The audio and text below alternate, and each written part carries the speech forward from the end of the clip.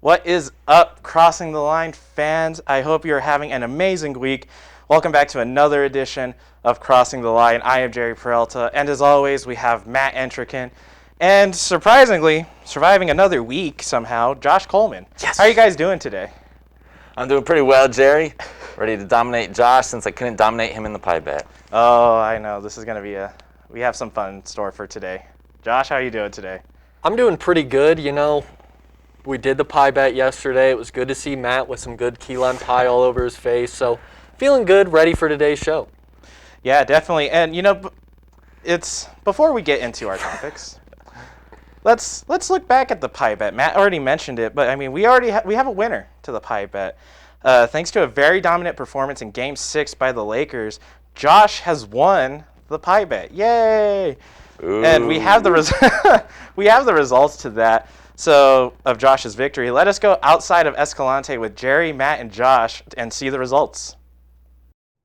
What is up, Crossing the Line fans? We are here outside of Escalante, where we are here to get the results of the pie bet and see who won. Now, for those of you who have not been keeping up with Crossing the Line, we did make a pie bet for the NBA championship bubble. Let's go right to that. But before we move on to this next topic, guys, from the sounds of it, I think we're looking at a pie bet. I think you're right, Jerry. This calls for a pie bet. Absolutely. Josh, you're taking the Lakers in this one? I'm taking the Lakers, sadly. All right. I'm going to stick with my Heat. It's a pie bet. It's a pie bet. I was like, we can't air shake. Yeah, I was like, we can't really shake hands. Now, I'm back here with Matt and Josh. Now, Matt, I'm going to start with you because you are the unfortunate loser of the pie bet. You know, the Miami Heat lost in the NBA Finals 4-2. But, I mean, you had to have had a little hope when they won games 3 and 5. Well, yeah, I knew the Laker Nation was quivering in their boots when Miami took Game 5. I knew they were scared. Justin, the director of Crossing the Line, was definitely scared. But, you know, I always had confidence and hope in my boys, but at the end of the day, it just wasn't meant to be, Jerry. Well, it was a very young team, and you know what? They will be back. I feel we do. Me and you can agree they will be back in the finals at some point. Josh, you are the winner, though. You get to pie Matt in the face here. How does that feel? It feels really good knowing, one, that I was correct, which I always am, by the way, but two, because it felt good seeing the Heat come back, win those 2 games, and LeBron crush their hopes and dreams. Man, I know. So before we get into the actual pie, what kind of pie you got there? I got a nice key lime pie.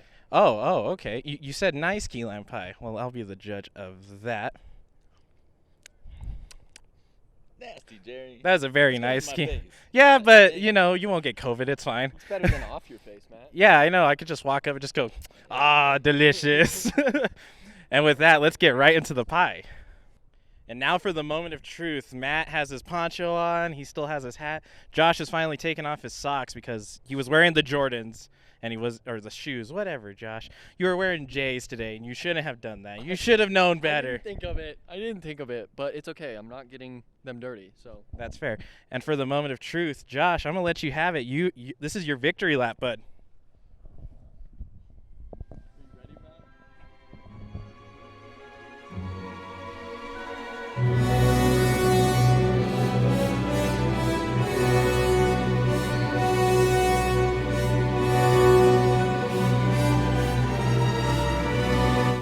Okay, Matt, you just got pie to the face. Josh, I bet you're feeling happy. But that's going to do it for us here outside of Escalante. Let's send it back into the studio. Jerry? Thanks, Jerry. Yeah, and that was fun. But now, let's get into our first topic of the day.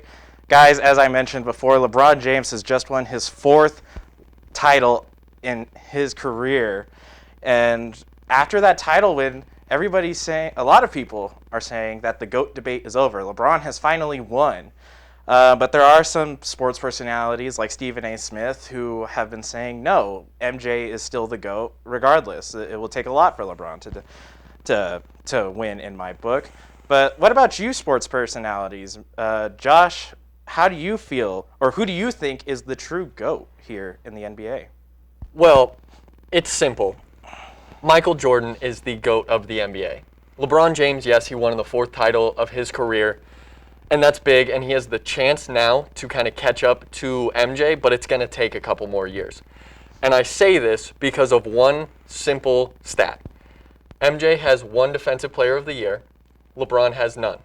MJ has 9 all-defensive teams. LeBron has 6. And I know that's a high number, but MJ clearly leads defensively, and I think that plays a big factor into this GOAT talk that nobody ever weighs in. MJ defensively works about 10 times harder than LeBron ever has in his career.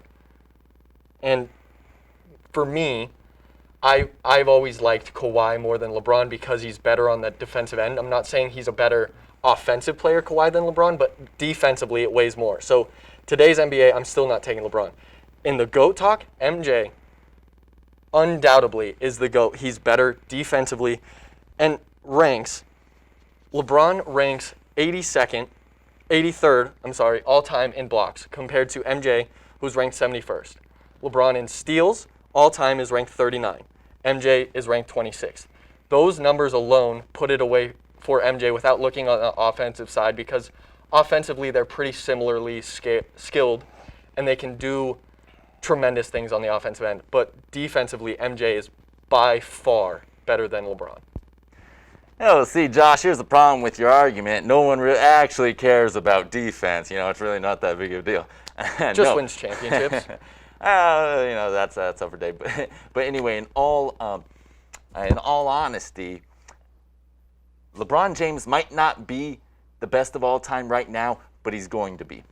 And here's the reason why. It's because he is 35 years old and is still by far the best player in the NBA, and he definitely should have won NBA MVP this year. I don't know any pro sports analyst who would say differently other than people who voted, and I don't know their names. LeBron James is by far, clearly, the best player today. And let me tell you something else, is that, is 2 more championships going to be hard for him to get? No, a lot of people are predicting that he's going to win next year. The Lakers are the favorite to win once again. And one of the biggest revelations that I made about this whole GOAT debate between LeBron and MJ was after watching that Last Dance documentary and really going in depth in the personal differences between LeBron and MJ. And we can't judge LeBron so much for not being able to win a finals in that first portion of his career, because Michael Jordan couldn't do that in the first portion of his career. It wasn't until Doug Collins became the coach of the Bulls in 1989, I think it was, that Michael Jordan actually learned how to use his team. He was just scoring buckets, and that was it. LeBron James already knew how to do all that, and he is still doing it. And you didn't even bring up the rebounds or the assists, which are, a far better metric to use than kind of a defensive stat that you can't even measure.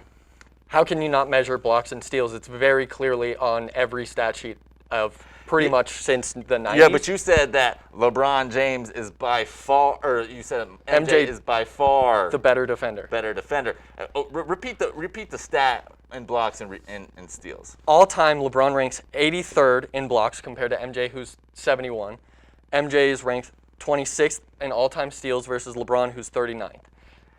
There's no statistical significance there. You're comparing a handful of spots of difference.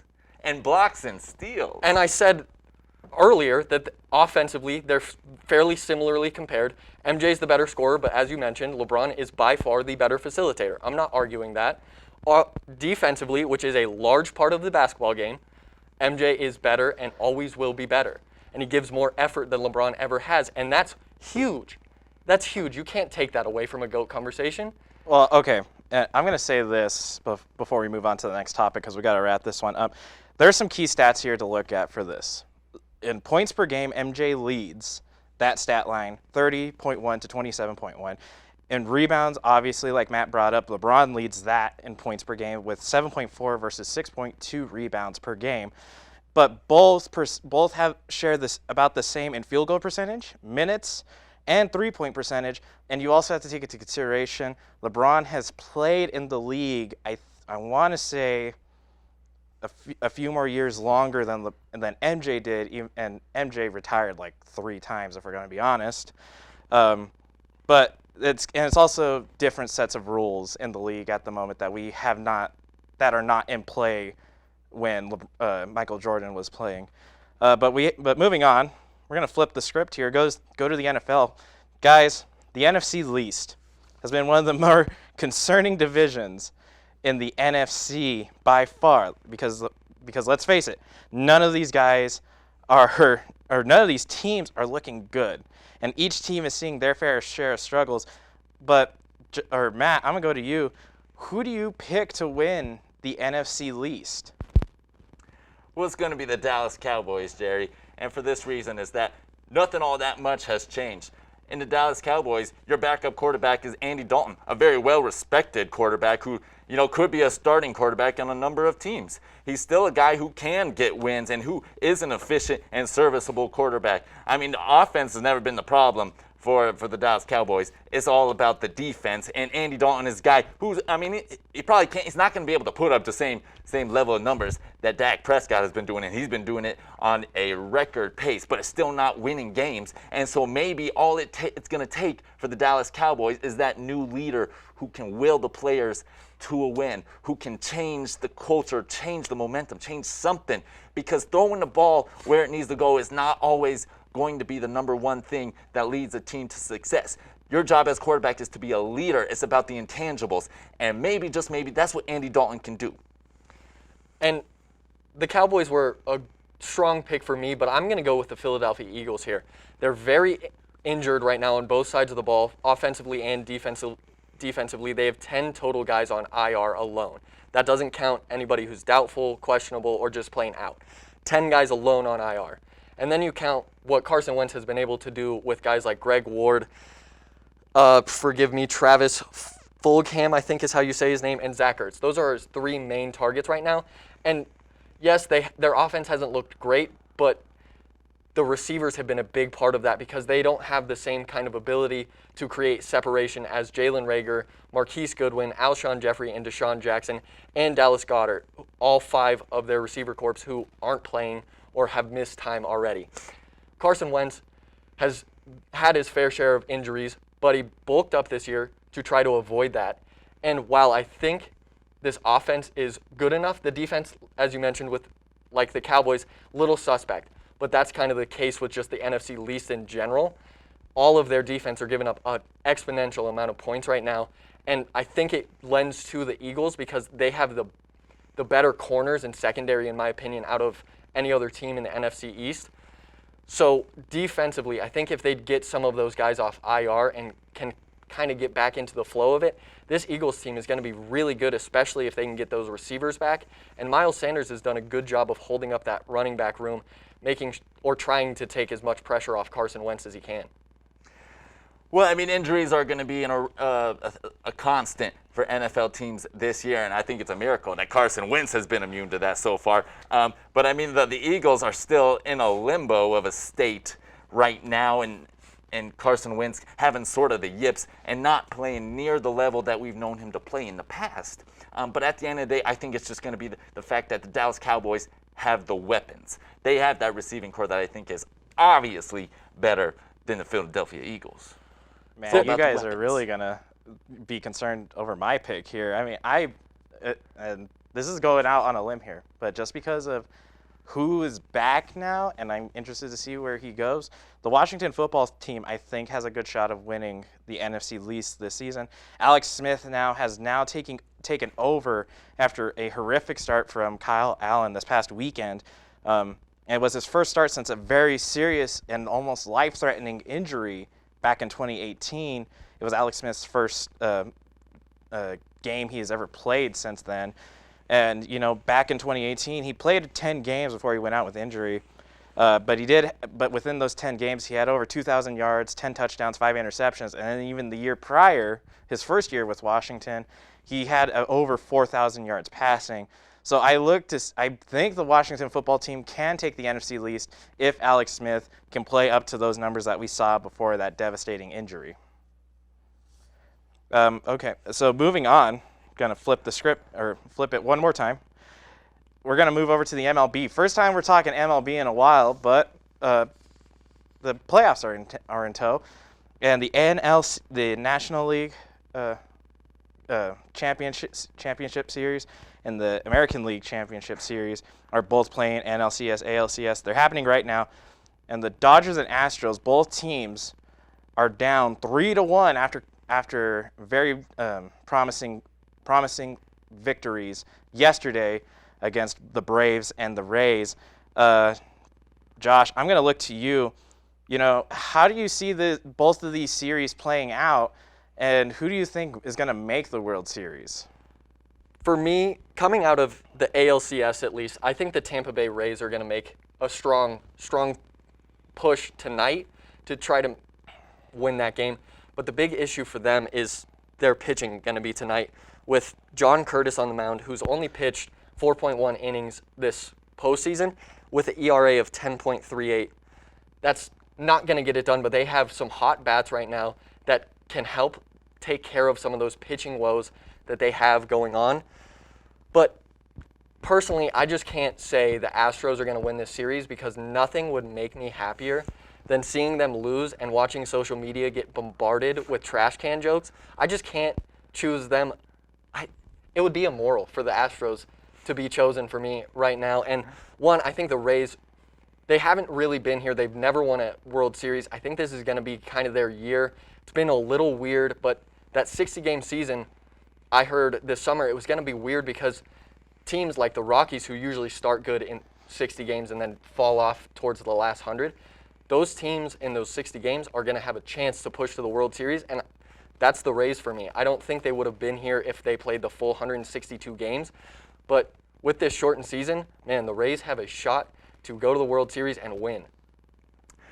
Yeah, I'll agree with you there, Josh. I think both these league championship series are going to be a story of miracles. Both the Dodgers and, the Astros, both down big.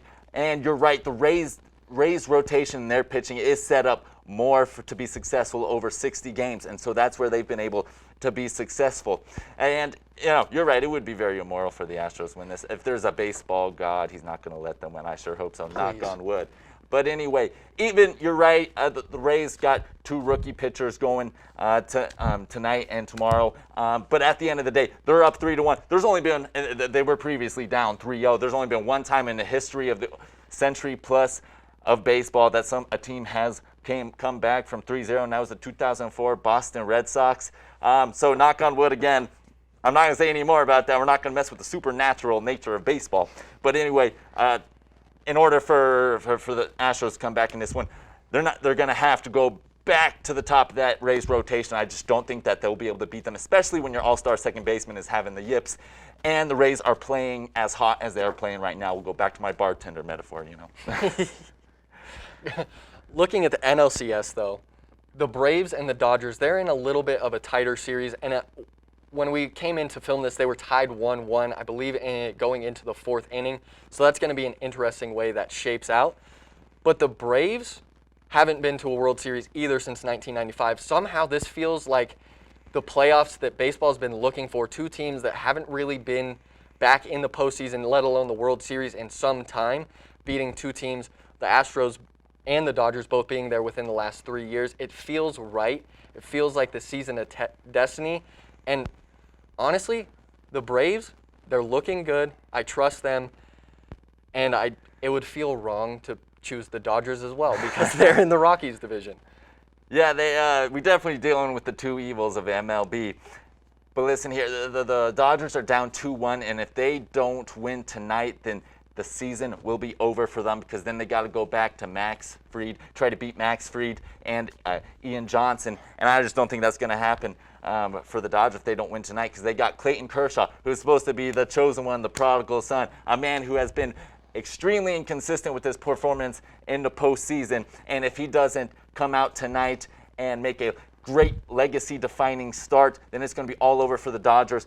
But because of this, as much as I don't want to see it happen, I think the Dodgers are going to pull this one out because of just how desperate they are. They've invested so many resources, so much money into this team, and if they lose in a league championship series, not even a World Series, to a team that's been almost as prone to collapsing in the playoffs as they are, I don't even know what management's going to do. It's going to be incredibly embarrassing if the Dodgers can't pull this one out.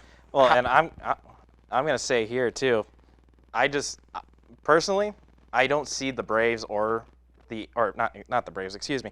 I don't see the Dodgers or the Astros pulling a comeback. It's just there's no way a team is going to give up 4 games in a row unless they just collapse from the inside out. Moving on here. Guys, we like to have fun. We like to throw pies at each other and make these bets. So moving on to a rather fun topic, which is going to be very interesting. I'm going to give you guys 3 or maybe however many you feel the need to bring up. But in all of sports, which players do you guys hate the most? Matt, we'll start with you. Yeah, for me, Jerry, it's going to be a combination of Kyrie Irving, Kevin Durant, and James Harden. I'm going to single out James Harden and Kevin Durant here. You know why? Because Oklahoma City Thunder could have been the greatest team of all time if it wasn't for a thing called selfishness and money. Of course, you got Kevin Durant, who left his team the year after, left his team for the team that beat them in the conference finals the previous year, a move that I think is the most cowardly move in the history of the NBA. And then you got James Harden, who didn't do something as egregious as that. But the bottom line for me when it comes to James Harden and Kevin Durant is the way that they treat people, the way that they treat referees, the way they treat fans, the way they treat reporters. They just don't seem like good people. You know, at the end of the day, they're just kind of jerks, and that's the bottom line for me. For me, I'm kind of all over the board with some picks that I don't like. First one, Phillip Rivers. Second one, Floyd Mayweather Jr. Third one, Paul Pierce. Phillip Rivers, it's not because he's like a bad person off the field. I just don't like the way he trash talks on the field. It just feels like it's so censored because he's a religious guy. But it feels like when he's mic'd up, it's the weirdest trash talk you will ever hear. Because it's almost like a mix of Andrew Luck trying to be just a little bit meaner without swearing. And so I don't mind him off the field. I think he's got one of the coolest minivans of all time. But on the field, I can't stand him. Plus, I'm a Broncos fan, so by default, I have to dislike Phillip Rivers. But I can't stand the way he trash talks, so he ended up on this list for me. I don't know why everybody's got to bring up the fact that he's religious as a reason to be hateful. You know, he's got a clean mouth. It's the reason it feels like it's Andrew Luck. It's because he is so religious and he respects it, which I respect because I've met people who are the same religion and do not treat it with the same kind of dignity and respect that Phillip Rivers does. See, when I think of players who are religious, I think immediately of a certain guy by the name of Tim Tebow. Love him. Jerry? I mean, Josh, you said religious. Jerry. I did not think Andrew Luck. I immediately was thinking, oh, this sounds like a Tim Tebow thing, you know? The reason I thought of Andrew Luck is just because when he would get lit up, it was always, oh, man, nice hit. Nice hit. And it was never something like mean. It was always something positive, and it just didn't feel right to me. Secondly, Floyd Mayweather Jr., I just don't like his personality. That's pretty much it. I respect that he's one of the greatest boxers of all time and arguably the greatest defensive boxer of all time, but man, does his personality rub me the wrong way. I just do not like the man, and the only time I feel like we ever hear of him anymore is when he's chasing money for rematches with like Conor McGregor and Manny Pacquiao. And just stay retired, Floyd. Choose one. Pick either retirement. You're just jealous. I wish I was as rich as him. I'm just gonna say potential fight. The contract hasn't been sorted out yet, from what I've been hearing. But Logan Paul and Floyd Mayweather are supposed to be doing like a charity fight or something like that. Mm-hmm. And honestly, this is the one time I'm like, please let Floyd come back and just knock some sense into a guy like Logan Paul. Josh, your final guy? Finally, Paul Pierce. And it's nothing against Paul Pierce in his playing days. I actually liked him when he was a player. But since he's become an analyst, some of his takes to me feel like he's a jealous ex-girlfriend who is mad that you found happiness with another person. And his takes feel like he's jealous that Kobe got a farewell tour and he didn't. Like the Draymond Green quote, they don't love you like that. We don't. We don't love Paul Pierce like that.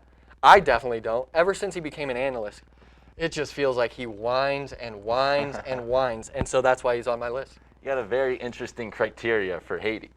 Yeah, I really do. I don't even know my own criteria for hate. Try doing a separate sports show with him and hearing these kinds of The talks. heart hates what the heart hates, you know. That's Yeah. very true. Yeah, what can you do about it? Moving on, final topic here, guys. To close out our show, not even a topic, we're going to go out to shout-outs. Matt, who you got for your shout-out? My shout out goes to Kyle Wright for in the last game having an ERA in .2 innings. That sounds a lot like a radio station, 94.5. Josh, what about you? I want to shout out Adam Gase for not only ruining the Jets single-handedly, but somehow trading away releasing one and trading away two of their best players. Le'Veon Bell was released, yesterday, 2 days ago? And Jamal Adams, their defensive superstar, was traded before the season started. So, and the Jets appeared to be somewhat of a successful rebuild project before Gase was hired. They seemed like they were trying to get on the right path, and they were doing some right moves to get there. And then they hired Adam Gase, and everything turned into a dumpster fire. I just don't understand how one man can single-handedly get hired into an organization and ruin them within a matter of a year. Some people are just talented, you know. That's a good point. Josh McDaniels, head coach of the Broncos for a year or so. So I'm just going to throw that one out We there. know that was all sabotage. That was very He's working for sabotagey. Bill. My shout-out is going to be Dak Prescott, who suffered a horrific season-ending injury, but that is not the reason he is my shout-out. He is my shout-out because of how well he has been taking this injury, and he's really trying to make sure the fans aren't totally worried. He's keeping on a smile the entire time, and he's taking it all in stride, looking towards the future. But that's going to do it for us here on Crossing the Line. We will see you guys next week for another sports-filled episode, and have a great rest of your week.